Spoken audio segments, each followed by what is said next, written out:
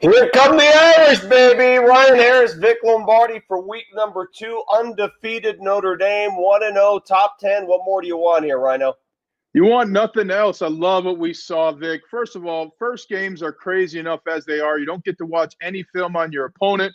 Plus, you have COVID. It was so strange, Vic. I mean, I felt so lucky to be there calling the game on radio.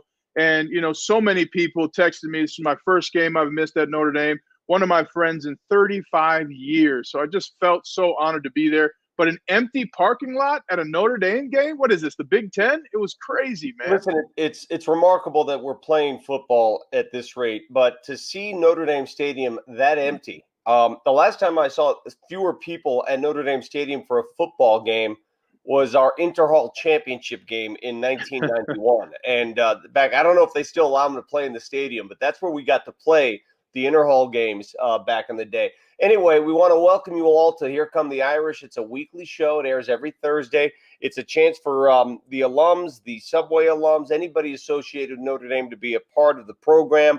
It's a chance for our Notre Dame Giving Society members and donors to take part in the show. We are not only giving away these hoodies, one that Ryan's wearing, but now available for sale later in the show. We'll show you how you can buy the hoodies as well. And you know what?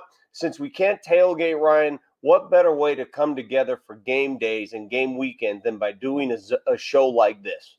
Seriously, I mean, the engagement, you want to be around our community, and you forget how much being together matters to Notre Dame more than other schools. I mean, we really are a family. Getting to bring your family back, meet people there, create that first trip for somebody. And I'll tell you, Vic, it was really touching to be there in the stadium, too. I wish more people were there because constantly during the TV timeouts, the video board showed videos that the team had made and that the university has put out the strong message, committed to change. And it was so powerful to hear from the white and black voices on the team about unity, about change, and about the future that they are going to build, as we know, as Notre Dame alums. So when you're sitting in the radio broadcast booth, I'm interested, can you hear the action on the field? Can you hear, like, the play calls and stuff like that? Well, we couldn't hear the play call. We could hear there were a few injuries, so we could hear the screams, which is always tough to hear. You know, I mean, just because, especially as a player, so even when you're hurt, not injured, which that definition and separation is only in football, right? But sometimes when you get hit in football, you hear your bones crack before you feel the pain. And so we heard a couple of screams, a couple of players went down. But fortunately for Notre Dame, nothing major to Kyle Hamilton, who had a phenomenal game. Yeah, and I tell you what. It scared everybody. And Jeremiah Owusu-Koramoah, he might be the best linebacker in the entire college football landscape. Well, things started off slowly. The offense got going in the second half. Tommy Rees's crew got it going finally. And, of course, Notre Dame takes care of business. For a full recap of last week's victory over Duke, check out the video next. Season 132, we're about to see something we've never seen before. I need 9 more yards. Notre Dame in a conference game. Yes, Thursday! Means the Irish can win a conference title and a national title. You got what you wanted. You got an opportunity. You got it. We are going to dominate our opponent, our mindset, the way we go about each and every play. We have committed ourselves to being here today. We will finish it off the same way. There'll be some good plays, there'll be some bad plays. But our confidence will never change. Playing Notre Dame football with the Notre Dame standard. Our Lady Queen of Victory. Let's play!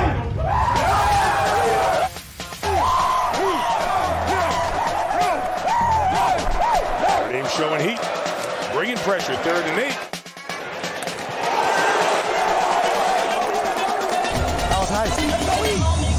It's a fake. Bramlett keeps it himself across the 15. 20 cuts it back across the 30. First down and then some. Goes down to the near hash. Jafar Armstrong in the backfield.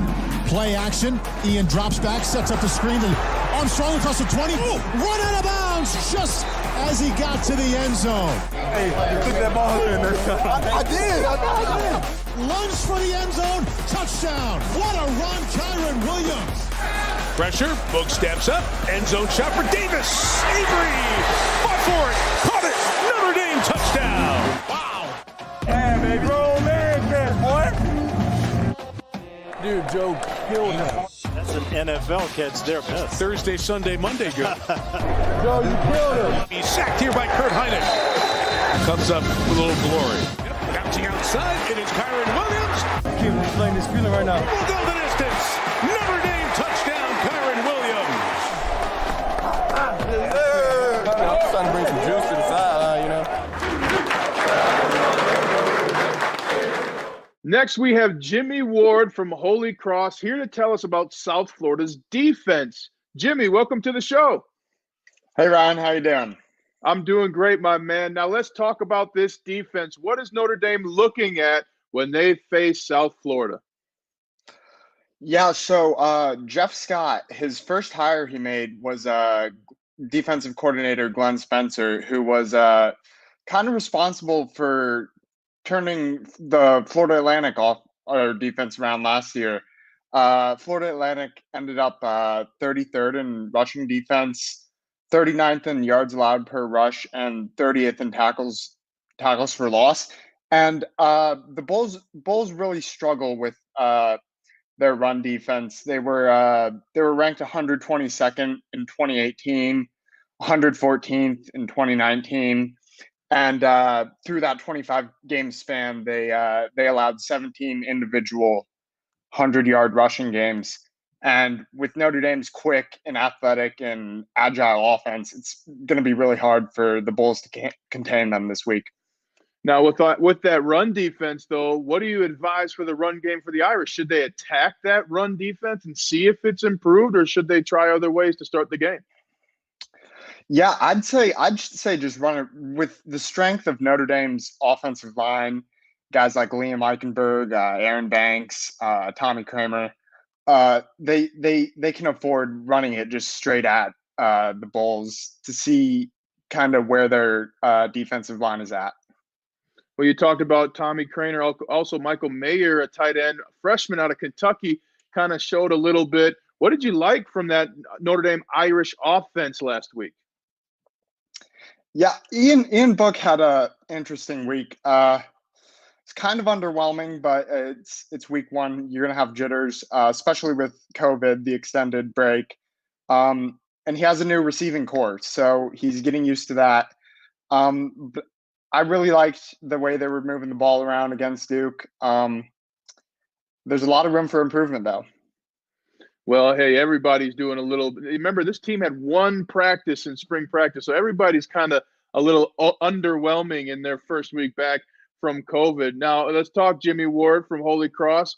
What do you expect? Give me two players you expect to have a big game this week against that USF defense. I'd say if Brendan Lindsey's at 100%, like Brian Kelly says he is, he'll have a good game. And I hope Michael Mayer has another good game. He's a great tight end, and I'd love to see the ball in his hands more. He is huge, isn't he? That's unbelievable. Next, we got a video. Thanks so much, Jimmy Ward from Holy Cross. Have a great day. Next, we have a video about one little kid who was hanging around all the time when I was there. He was the son of our head coach, Charlie Weiss. Charlie Weiss Jr. is actually the offensive coordinator for USF. Here's a little bit of the clips of him talking about Notre Dame this week. Absolutely. So a lot of special memories up in South Bend. Notre Dame community is an amazing place. Lots of great moments growing up there, and the first couple of years having some awesome memories with going to big bowl games and Brady Quinn being in the Heisman finalists and some of those times. So definitely some special fond memories there, and obviously some tough times as well towards the end. But overall, just I have a lot of love for South Bend, a lot of love for Notre Dame. It'll be really cool to go back home. I think it's just another game. Probably when I first saw it, like, wow, that's gonna be cool. Going up there, maybe some emotions and all that. Maybe you feel that a little bit when you hear the fight song for the first time on the opposite sideline. But at the end of the day, it's another game, and my job is to help our players at South Florida do the best that they can do and put us in a situation to win the game. So that's all I'm focused on. Man, Charlie Ward Jr. is all grown up. It's unbelievable to see him now as a coach. We want to welcome to the show Charlotte Edmonds now, also the Observer staff. Charlotte, what do you focus on at the Observer? What's your beat? So I'm primarily with football. I've kind of moved around. I served as managing editor last year, and now I'm an RA on campus. So I took a step back, but I'm still helping out with football, and it's been a blast. Beautiful. What's your major? What do you want to do?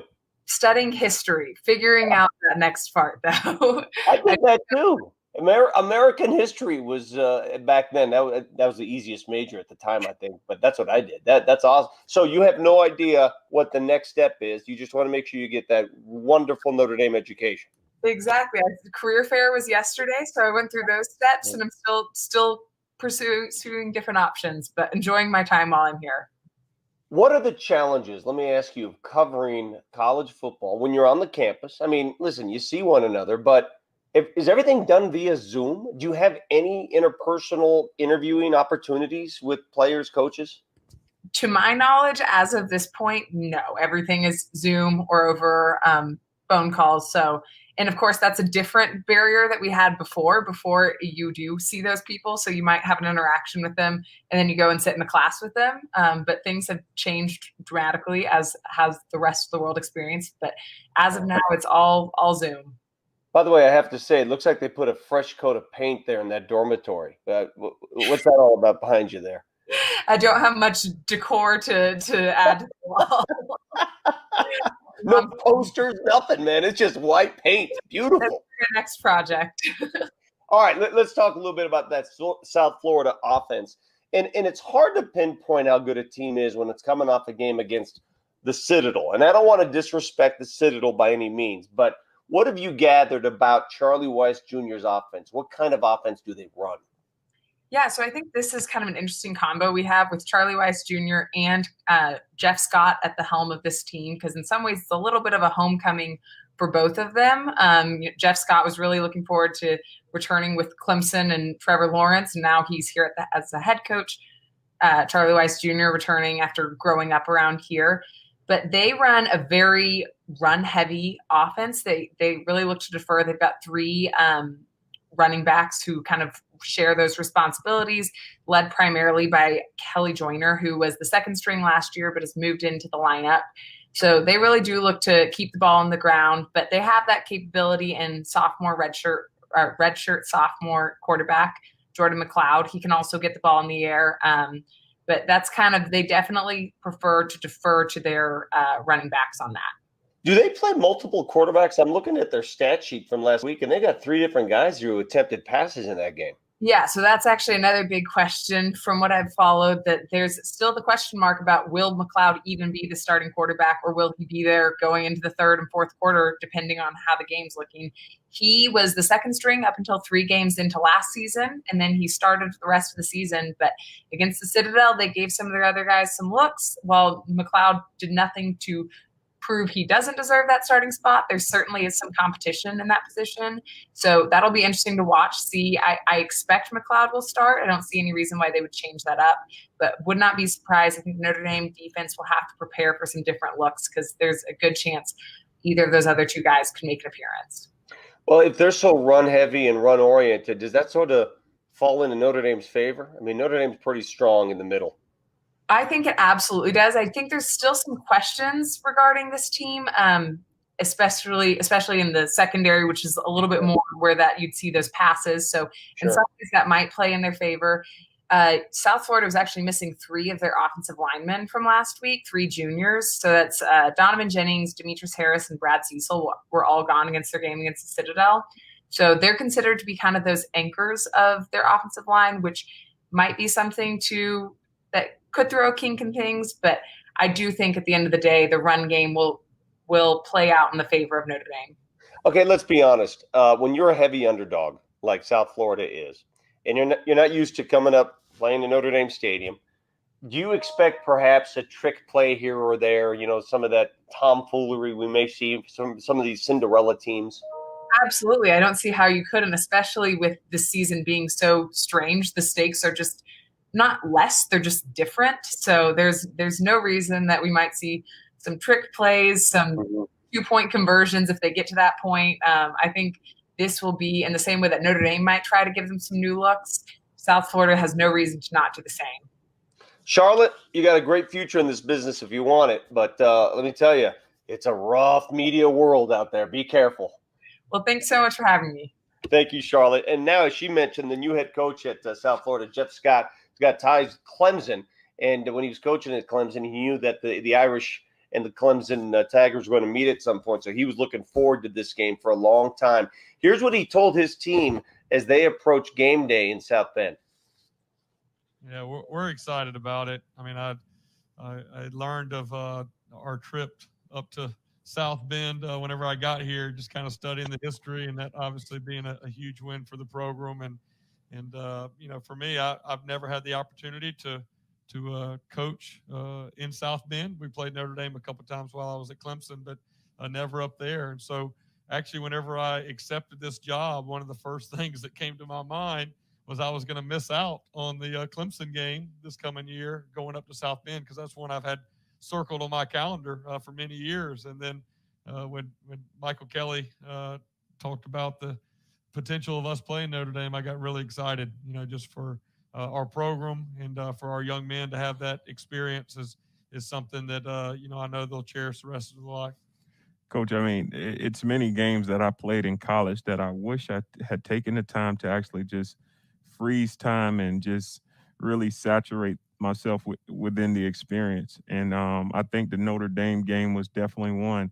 What are you telling your guys about this experience, actually going up to Notre Dame, the historic past of the actual programming and et cetera? Yeah, you know, I think that there's definitely a balance within that. I mean, I do think that it's a very unique experience and one they need to know about, and we'll definitely communicate that to them. But I think the biggest message from us as coaches is that, you know, our preparation should not change, regardless if you're playing Citadel or you're playing Notre Dame. Right. At the end of the day, it's all about us. It's all about the USF Bulls. And, you know, we need to stay focused on ourselves. And, you know, we're hoping to get up there Friday and get a chance to walk around the stadium and kind of get all that stuff out of the way. And I'm looking forward to that as well. But I think that the biggest thing is we got to keep the focus on ourselves. And, you know, my other message to our guys is, hey, we don't have to play perfect to win, but we have to play very well. And we have to play as a team. We have to play complementary football. And we're going to have to play at a high level, but we don't have to play perfect to win. I think that's really the message that our guys need to hear. From one coach to another, and I know as that video was playing, Coach McGraw was analyzing that coach. Please welcome one of the most legendary coaches to ever grace Notre Dame, a two-time national champion, went to 7 national championship games, coached for 32 years, and really has raised the future of our nation. Coach McGraw, welcome. Thanks, Ryan. How are you tonight? I'm doing great. I also got to mention Coach McGraw read my book, so she's my #1 coach, even over Charlie Weiss. I appreciate it. My entire team read it and loved it. I highly recommend it. Well, Coach, you're playing a different role this year at Notre Dame. Tell us what that's like, even during a pandemic. You know, it's been exciting for me because I'm coaching in the Mendoza School of Business, and I absolutely love it. It's a lot like being on the court. The classroom is just a little different than the practice court, but you know what, Ryan? There's no stress, there's no W's, no L's, and nothing to feel pressure about on game day. If you were coaching in this time, you know, I think it's always easy for us athletes to get in a situation and adapt, right? That's what happens whether you're seeing a zone defense, football or basketball. But what do you coach people now to do in the face of a pandemic? So much of our routine has changed. So much of our rhythm has changed. What's been your message to the people around you? You know, so much has changed, and I think it's a completely different game without fans. You know, you're talking about South Florida coming to town and coming to the Notre Dame Stadium. It's not quite as intimidating when there's 10,000 people as opposed to 80,000. And I'm not sure what's going to happen with basketball. The NCAA came out today and said we're going to start the season November 25th. We're going to have, 4 less games, but we're going to be playing. And the question is, who's going to play well in that empty arena? You know, who's going to be motivated enough to be ready to go and not be able to feed off that crowd, which was so important to us. Well, and I also remember seeing you before every game as I would walk the field and you would bring recruits down there. Yeah. What did that do for the other programs? That's a big part. I mean, I even went to Notre Dame men's basketball game when I came to campus. What's that do for the other sports to say, hey, welcome to, this is usually full of people. You know, what does that do? Well, I'm disappointed you didn't come to a women's basketball game, but you did end up saying yes. So It's so different. And the NCAA just extended the dead period till January 1st. So there'll be no official visits, no unofficial visits. Kids won't be coming to campus. They won't get to take that in and see the excitement. And I used to look at them on the sideline and say, if you don't say yes right now, then you don't deserve to come to Notre Dame, because this is an amazing place. What an experience. I love the band. That was the best part of the football game for the beginning. And most people don't know our band, the only band in NCAA that's able to field more than 200 members. So we do. So I love that. Now, Coach, over 32 years, you got to see a lot at Notre Dame, really a lot in culture in our society as players changed. What changed the most from the first 5-10 years of your coaching to the last 5-10 years of your coaching?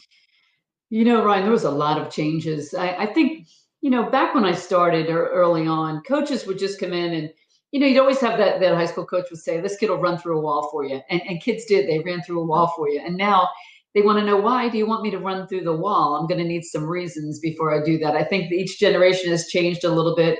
They're much more interested in the relationship with the coach, the connection to the coach. It used to be all X's and O's. 90% of the job was X's and O's. Now 90% is psychology, which I wish I would have majored in, and 10% is actually the X's and O's. So it is all about team chemistry and team culture. Well, and the Nuggets out here in Denver just won Game 7, first time back-to-back 3-1 deficits. I've had the pleasure of having you on my radio show in here in Denver. And one of the things I love that you gave to our audience was some advice to parents of athletes. It's one of those things where it can be dicey. Do you do everything to put your kid in a great position, or do you really let your kid drive that force to be successful? What's some advice you can give parents watching this right now for how to encourage their student athlete, but to also make sure that the onus and accountability is on them for the greatness they want to achieve? I think the one thing that parents need to do is let their kids fail. And that it sounds so hard to do when you hate to see your kids suffering. You want everything to be great for them, but that's how they learn. That's how they grow. That's how they become better. And right now we're handling a ton of adversity.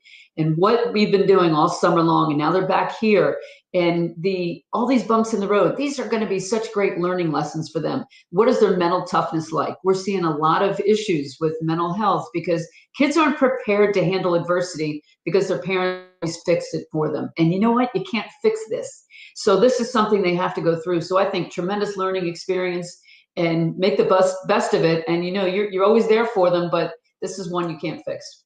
Would you let me fail your class if I was taking it? I don't see how you could after writing that book.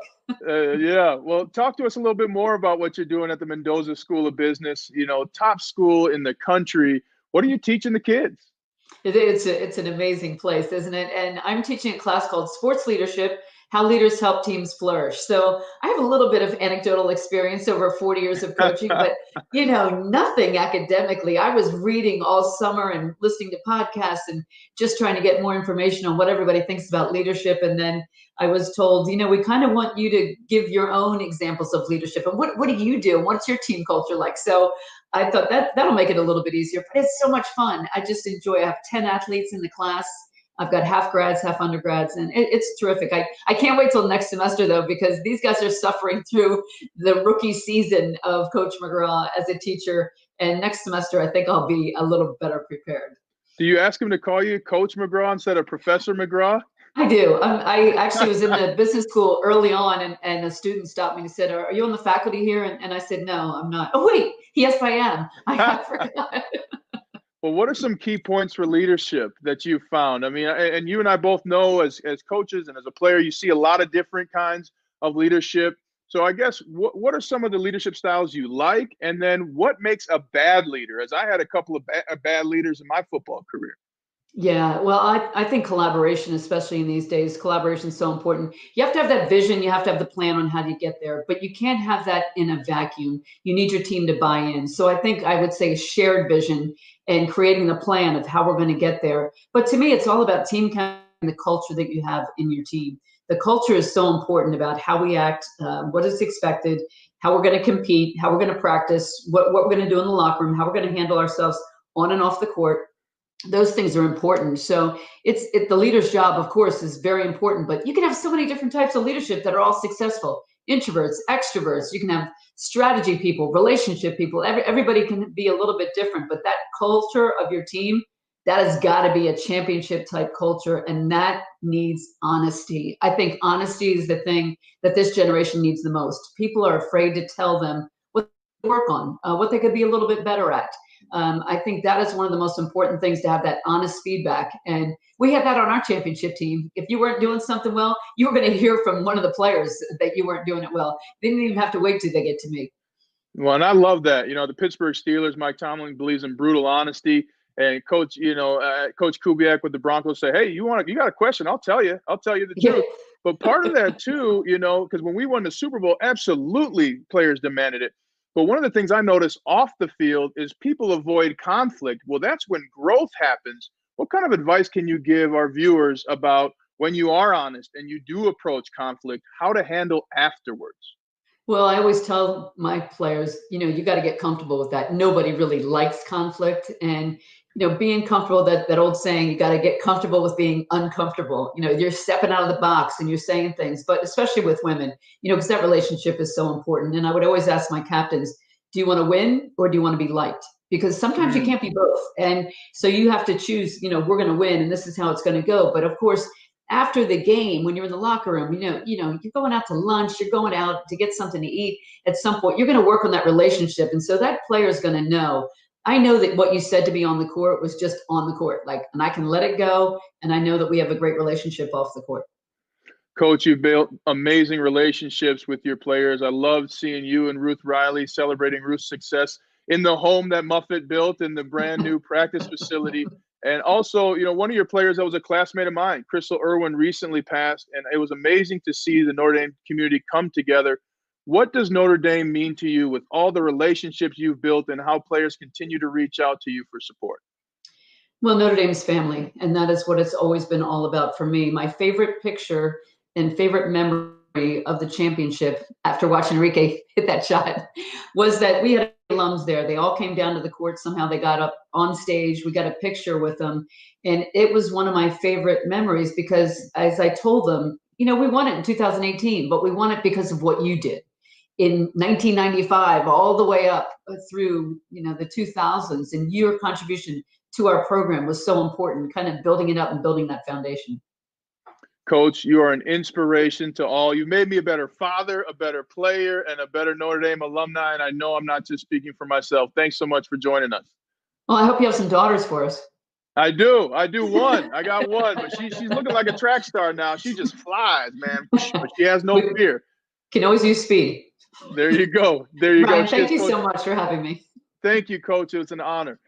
How special to have Coach McGraw join us on this show. Amazing. I could hear her talk forever. Next, we're going to Vic's Picks, Vic Lombardi's favorite part of the show. My friend Don Casey's going to be on the show. Vic, is that a talk like a champion today sign behind you? You're darn right it is, Ryan. I mean, I don't play the game. I talk the game. And I'm a Notre Dame guy. So why not steal from the best, right? I mean, that inspires me on a daily basis. I'm not even mad. I'm impressed. I like Thank you. It's my favorite segment because this is where I get to look like a moron, giving people my predictions for the week. And then we have some members of the donor societies and all that business out there with a chance to either beat me, equal me. If you beat me in the weekly picks, you get a chance to win one of these. All right. And we gave one away last week's winner, and there was only one. Sarah Trupus Ferguson from the Order of St. Thomas More. She got all 3 possible points. So congrats to you, Sarah. You win the Here Come the Irish sweatshirt. But here's the deal. We've got such great feedback on this sweatshirt that they are now available for sale. If you want to buy one of these sweatshirts, here's where you go.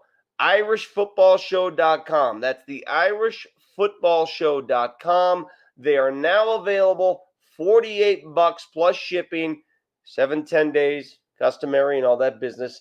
And you can order your own sweatshirt and just tell people you won this Vic's Picks contest. All right, here's how it works. For those of you that are not in tune, Vic's Picks, we're going to give 4 predictions here as we get people online here. Will Notre Dame win or lose the game? Will Notre Dame cover the spread, yes or no? How many total yards of offense will Notre Dame generate? You gather points by getting each of those right. And, of course, if you're closest to that total yards thing than I am, you get a point for that as well. So here we go. We're going to kick things off with George Mamola out there, class of 62. George, how are you, my friend? How you doing? Doing great. I am class of 62, and as I said earlier, I'm older than I was born before most of the people on this show, and attended Notre Dame and graduated before most of the people on the show. Can you tell us, just really quickly before we get your pick, what was the Notre Dame campus? What did it look like in 62 versus today? And I don't know how recently you've been. Do you step foot on campus a lot, or I mean, how different is it? Every year, I come back every year for 1 or 2 games. This will be the first time in probably 25 years that I won't be on campus. So the campus was basically from the O'Shaughnessy down to the swimming facility. That was what there was. So the campus is now 4 times larger, and in area, it's probably went from like 250 or 300 acres to what, 12 or 1,300 acres. Dramatic change. It's like its own little city. All right, George, you ready to do this? Here we go. Will Notre Dame win or lose? Will Notre Dame win against South Florida? Notre Dame wins. Will they cover the spread in this game? And I believe the spread is, 35 last I saw? I believe. What will they cover? 28. I saw 28 last. Is it 28? Okay, yeah, we better make sure we know what the spread is in this game. If it's 28, they will cover the spread, yes. Okay, good. How many total yards of offense will Notre Dame generate against South Florida? 475. Well, you got it down to a number. Okay, and final score just for fun, you've got? 38-10, Notre Dame. 38-10. Okay, write it down. You've got it down. If you beat me and you get those 3 points, you get yourself a sweatshirt. Although you have a pretty nice sweatshirt as it is. Great, I do. Yep. Okay. George, thanks, buddy. I appreciate it. Thanks for reminiscing. Yep. Bye-bye. All right. We move on now to Friends of Ted and Ed representing John. Is it John Callaghan or Callahan? John, help me out. How do you pronounce it? Callahan. Okay, great. Because I didn't know if the G is silent. Class of 76. John, how you doing, buddy? I am doing awesome. How are you guys doing? Good. You're in Chicago. So how often do you get back for games? Is it pretty? We get pretty back pretty often. Our daughter actually lives here in town, and we have a little place in town, so we come to most of the games. Oh, good. It must break your heart not to be able to attend games now when you see that empty stadium. Well, I was here last week in our condo, and I can't go to the game, just kind of listen to it, but it's still great being around the whole atmosphere here, and then afterwards checking it out. So I think it's still a good place to come. I'd really recommend everybody come for one game and just kind of get the feel of it, so that they don't lose the season. So, I mean, curious, you say come for a game. What do you, during the game, where are you watching the game? In your condo? Yeah, my condo. We have a couple other people, and just had 4 of us, socially distancing and having a few drinks. And and then you casually walk outside and just take it all in and say you're here. Yeah. You watch the students go over, and then you watch them come back, and it's pretty good. That's the way to do it. All right, here we go. You ready, John? Notre Dame win or lose this game? Okay, so we're going to win this game, and we're going to cover the spread. Okay.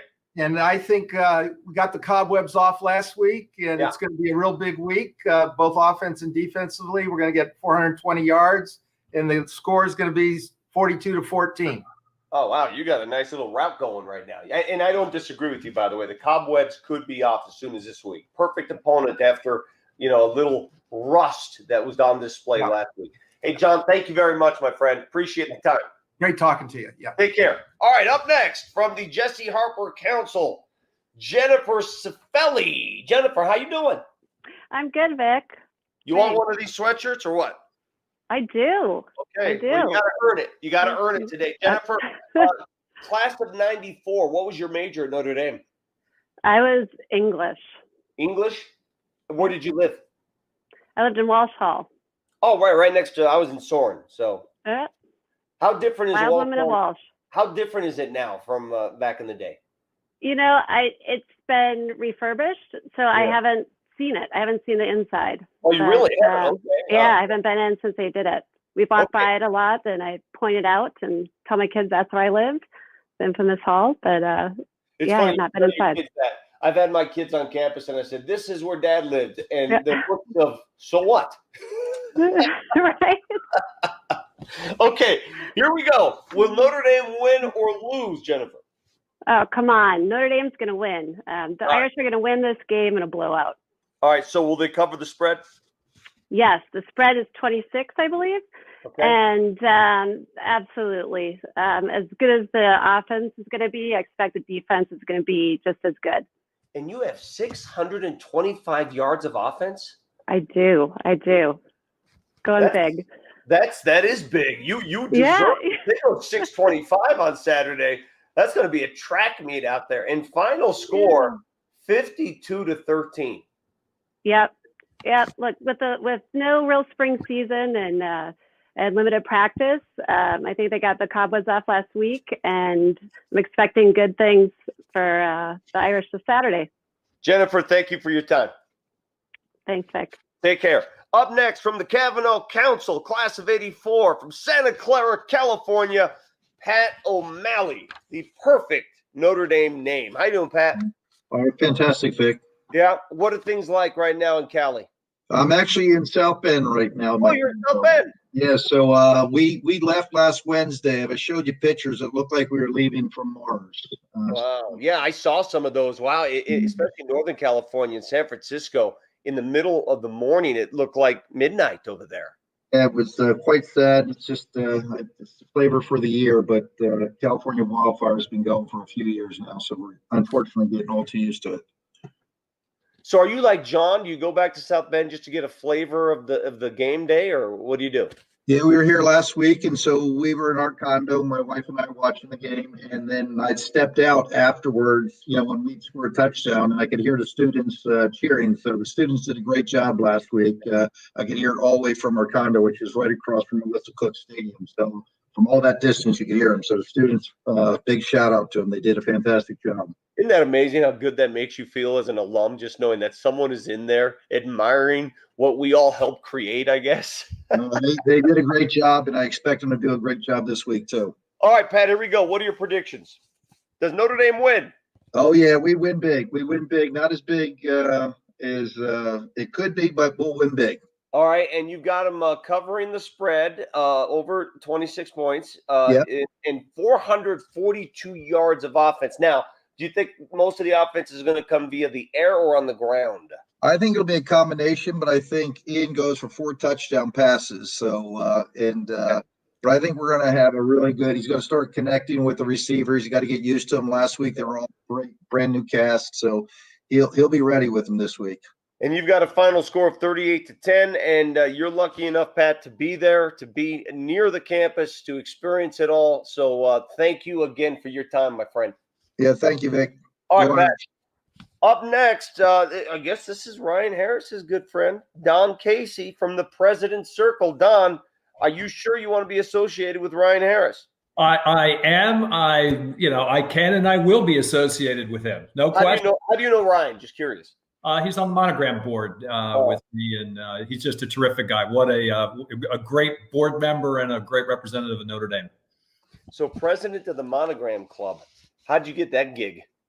I was the last one in the room at a meeting, and they said, "Tag, you're it." Now we do a lot of great stuff. I mean, we're we like to think of ourselves as the glue that holds the athletes together and really welcomes them back in the front door of Notre Dame. And hopefully, we're paying it forward with the students today, helping them get jobs and providing some guidance there. But lots of charity work, lots of other things.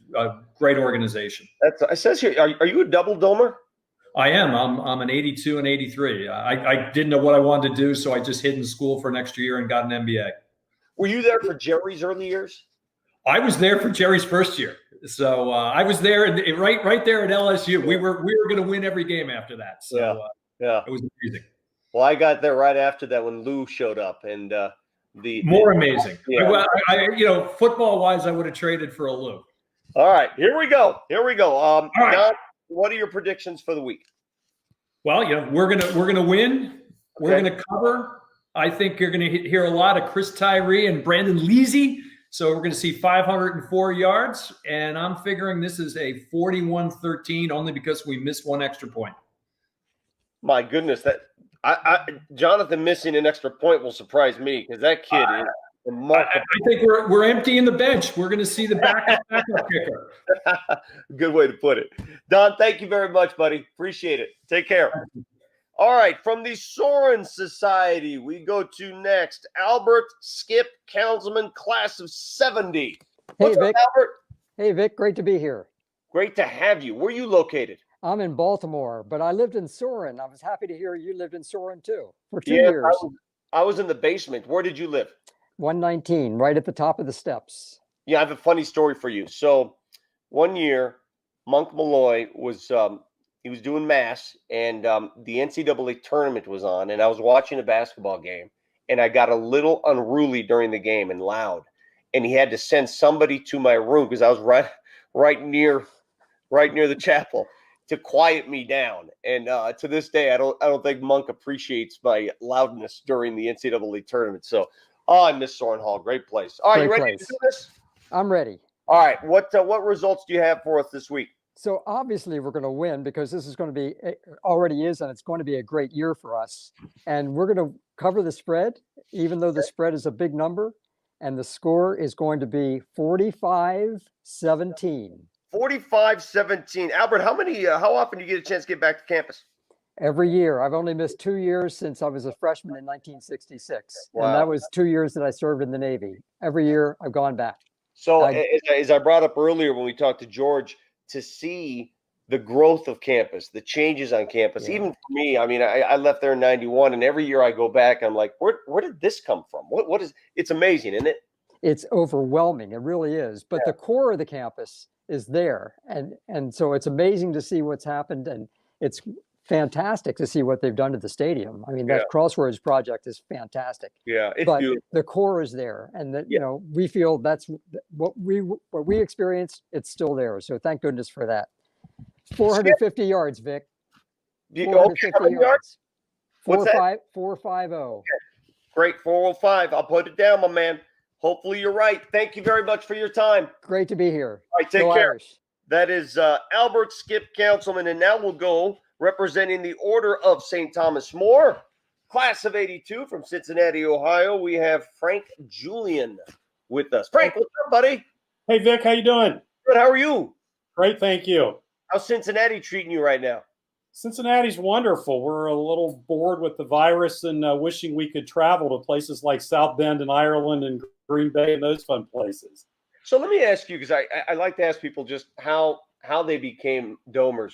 When did you know you wanted to go to Notre Dame, and why? Probably when I was a young kid. A family friend who was our family physician was class of 1953, and he just instilled in me the great things about Notre Dame. I didn't apply there undergrad, went there to law school, and I've only missed 7 home games in the last 41 years prior to this year. Wait, what? I've only missed 7 home games in the last 41 years prior to this season. Like physically there, 7. You've only missed 7. Rear end in the seats, exactly. Are you driving? Are you flying? I mean, how are you making that commute? We're driving. It's a 4-hour drive from Cincinnati. My car knows the way. My wife says she married me for my football tickets, and she's with me all the time. That's an amazing number. Okay. You're an expert then, because you're there every year. What are your expectations this week? Tell us what's going to happen here, Frank. The Irish win. This isn't 2011, and on the 40th anniversary of Harry O's kick heard around the world, we got to win. We cover the spread. 532 yards is my offensive prediction, and my good friend Pat O'Malley stole my final score of 38-10. It's all right. 2 of you can have it. You can both win sweatshirts if you're there. Okay, don't worry about it. All right. Hey, man, thank you very much, Frank. Impressive resume there on game attendance, by the way. Take care. Thank you, Vic. Go Irish. All right. Now it looks like we're going to Father Bob Dowd, who is representing Father Bob Dowd. How's it going? We're going to the highest authority for these picks, man. I mean, thank you very much for having us, representing the Congregation of Holy Cross, of course. You're the superior at Corby Hall. What they do to Corby Hall? Well, we have basically a new building. We call it a rebuild, and it's a beautiful building. And can't wait to host you here and other folks. I know it's going to be a great place to host, family, friends, alumni of Notre Dame. So we can't wait to host everyone at Corby Hall in the fullness of time. In due time, we look forward to really opening our doors to everybody. So what is campus life like from your perspective right now? It's great. There's a great spirit on campus. It's been challenging, and it certainly was challenging during the 2 weeks that the classes, in-person classes, were suspended. But I think we've really rallied, and of course it's not over yet, and we have a ways to go, so we have to remain vigilant and keep doing the right things. But I think there's a great spirit, people looking out for one another and attentive to one another. Our students have been fabulous. So we're on the right track, and we've got to stay on the right track. How was student attendance for Mass on Sundays? It's great. It's great. It's a little unusual. We have masses all throughout the day on Sunday in order to kind of facilitate the physical distancing that's necessary. Sure. But I think attendance has been great. And we're having mass all over the place these days because of the need to spread out. Yeah, I was going to ask about that. I mean, can you hold mass in the small chapels in the residence halls? Is that allowed? In some cases, we have been doing that. But in many cases, we're also celebrating Mass in classroom buildings. We're celebrating Masses in the Stephan Center. We're celebrating Mass all over the place just so that we can make sure that people can spread out a bit. But we're also having Mass in the chapels, and weeknight Mass in particular continues to be celebrated in the chapels, in the hall chapels. And that's great because those are signature Notre Dame chapels. All right, Father Dowd, let's see if you got what it takes here. It's time to make your picks. You have Notre Dame winning the game, and what else do you have for us? Absolutely. We're going to win. We're going to cover the spread. It's going to be a lot of offense, let me tell you, a lot of offense. I predict 612 total yards. Wow. I know that's a lot. That could be a game for the ages, but I think that Ian Book's going to be on fire, and we're going to have a great ground game as well. Father, I'm going to hold you to it. Thank you very much. Thank you very much for the prediction. One of these sweatshirts too. Take care. All right, we want to thank all of our contestants. Let's see who comes closest to the pin, and I provide the pin. These are my predictions. Vic's picks for South Florida Notre Dame this Saturday. I got the Irish winning, of course, 42-10. They will cover, and I've got 490 yards of offense. And as I heard from all of our people picking games, I agree with you. Last week, get the rust out. This week, get the offense churning. And I think they're going to churn out some yards. So that's how it is. If you get the necessary points, 3 of them, you win yourself one of these Here Come the Irish sweatshirts. All right. Now we're going to toss it to a nice video. Lend a Hand. It's an institutional video. It's about how being a part of Notre Dame is all about lending your hand for the creation of a better world.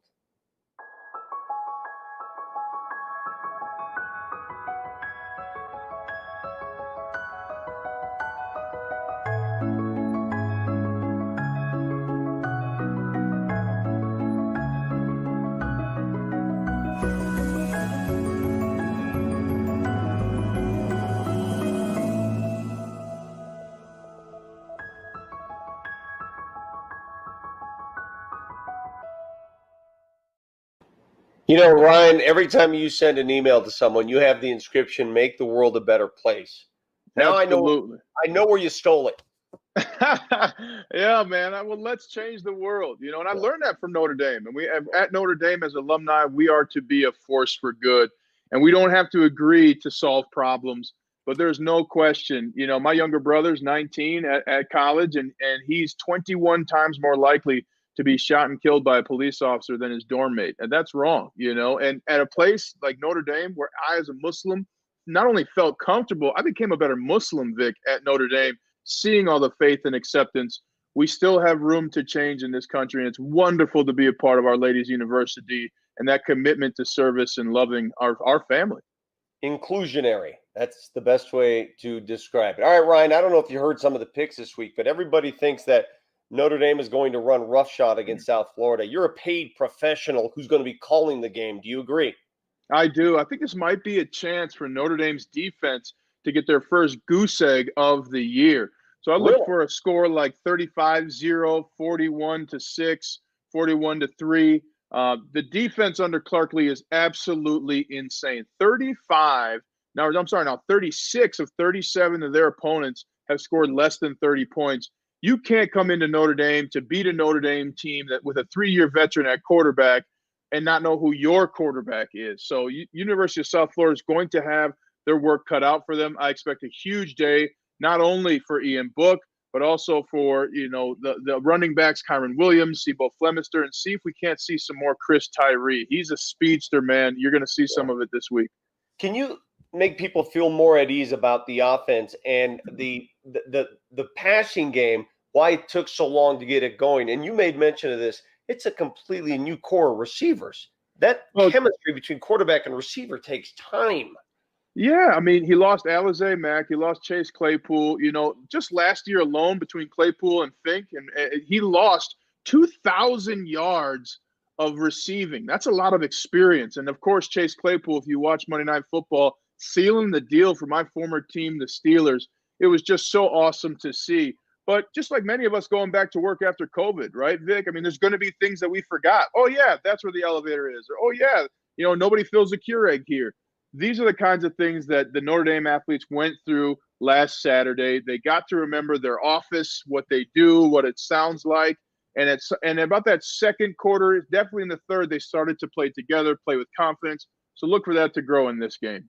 Hey, I want to promote something that's happening at Notre Dame next Thursday, September 24th. It is the Notre Dame Music Festival, which will involve 13 Notre Dame musical groups performing under the lights at Notre Dame Stadium. How cool is that? I mean, let's use the stadium for something as long as it's there. And Notre Dame is becoming, I don't know about you, when I was there, it wasn't renowned as a musical place. And every time I go back, I'm always in awe of some of the productions I've seen. I mean, it's amazing. Garth Brooks did a concert there, right? I mean, the outdoor games last year. What I love is it's such an example, too, for us as alumni. We are full of tradition at Notre Dame. That does not mean we cannot innovate. And Notre Dame's innovating, using the space, attracting all kinds of people to Our Lady's University. And here's another great example of making use of great space. Well, you're going to be on the campus this weekend again, correct? Correct. Yep. I was looking to get some golf in, but it's going to be a little cold for my liking. 40 degrees. Really? What's the forecast? 40 degrees for Saturday's kickoff, but with South Bend, it could be 90, it could be 15. Who knows? Yeah. And by the way, those of you watching, it's not going to be on NBC this weekend because of the U.S. Golf Open. So they're moving the game to the USA Network. If you're going up and down the dial, it will be featured on the USA Network. Well, hey, listen, Ryan, good to talk to you. 2-0. We all expect 2-0. We'll do this again next week. And on your way out the door, we have the Notre Dame band practicing the Irish jig here. All right, so enjoy, and we'll see you next week, Rhino. Bye. Go Irish. Traditional Irish jig. And Irish fans can be seen joining arms and dancing as it plays. This is the Race of Mellow.